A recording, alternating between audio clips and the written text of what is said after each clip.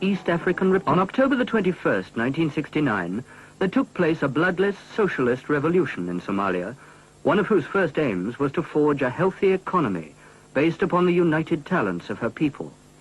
In traditional handicrafts, for example, crafts of wood carving, of stone cutting, ivory, metal, and leatherwork, there previously existed only the single craftsman, catering in a haphazard way for the needs of his tiny local clientele.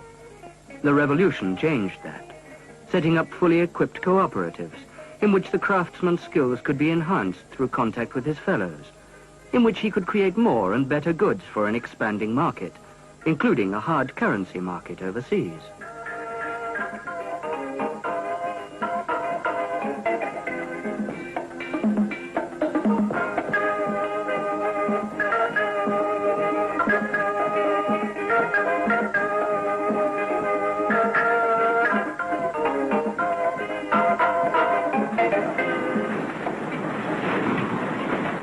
Since the socialist revolution, cotton, for centuries a staple product of the nearby Sudan and of Egypt, has been grown in Somalia on experimental farms set up by the government. In the Shabelle region, the Somaltex textile factory at Balad was built and equipped with the most modern equipment.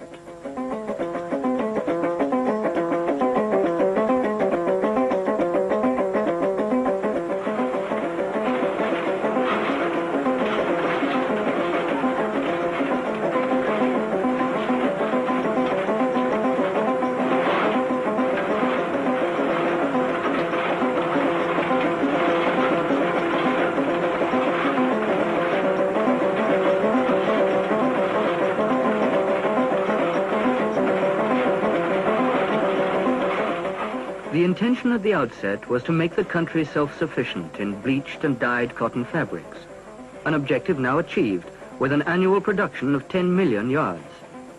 In the government's plan, hard currency resources previously spent on costly textile imports can now be diverted to other vital development projects.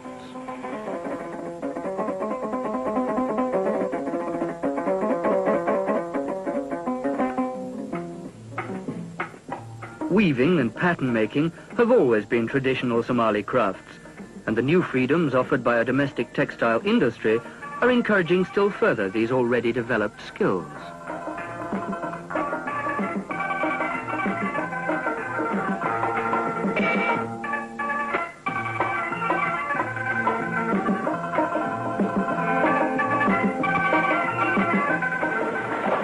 Lying so close to the equator, Somalia grows a great variety of fruits and vegetables.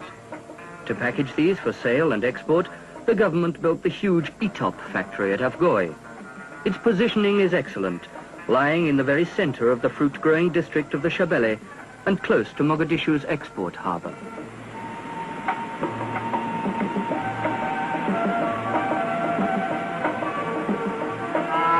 Somalia's greatest export is meat, not only as livestock, but also canned and processed. For this reason, the government set up two large canning factories, one in Mogadishu and another in Kismayu to the south. Kismayu now exports some 300 million tins of stewed steak a year to the Soviet Union, while large quantities of corned beef are marketed in Egypt and other countries of the Middle East. 2,000 miles of coastline give Somalia a further natural resource to develop, and fish factories are a growing feature of her coastal towns. The main one at Las Korai in the north is designed to process an annual minimum of 5,000 tons of tuna fish for export. Success in this has led the Ministry of Fisheries and its related agencies to expand their operations and to purchase growing numbers of fishing vessels and storage facilities for the industry.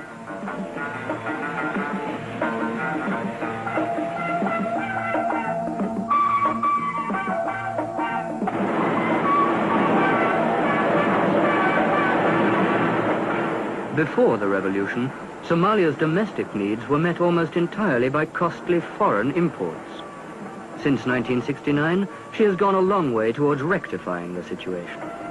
The Bail factory in the capital, for instance, now produces soap products, detergents and shampoos, sufficient to meet the entire country's needs.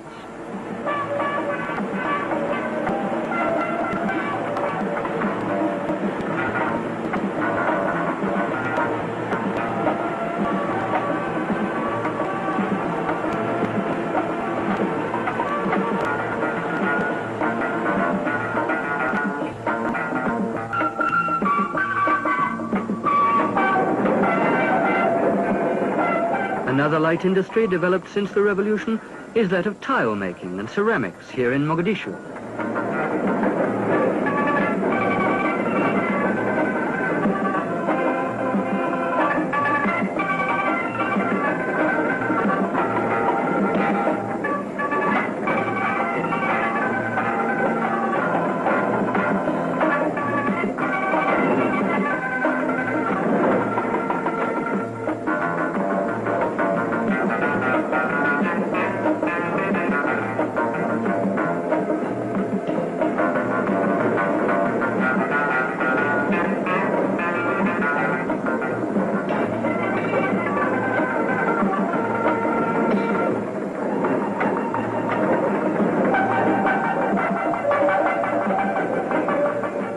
Made entirely from stone quarried locally in Burhakaba, the ceramics are the work of local craftsmen, encouraged by the flourishing industry.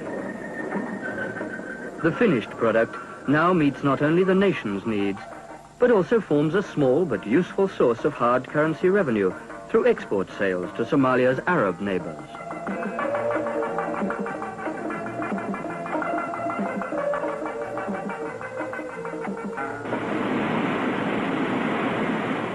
Tobacco has been grown on an experimental basis in Somalia for the past 16 years.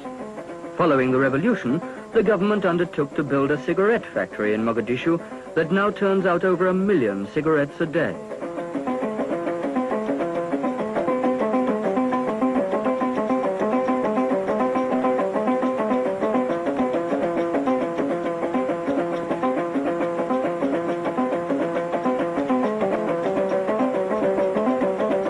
The same factory also produces matches of timber cut from the southern forests of Jilib in the lower Juba.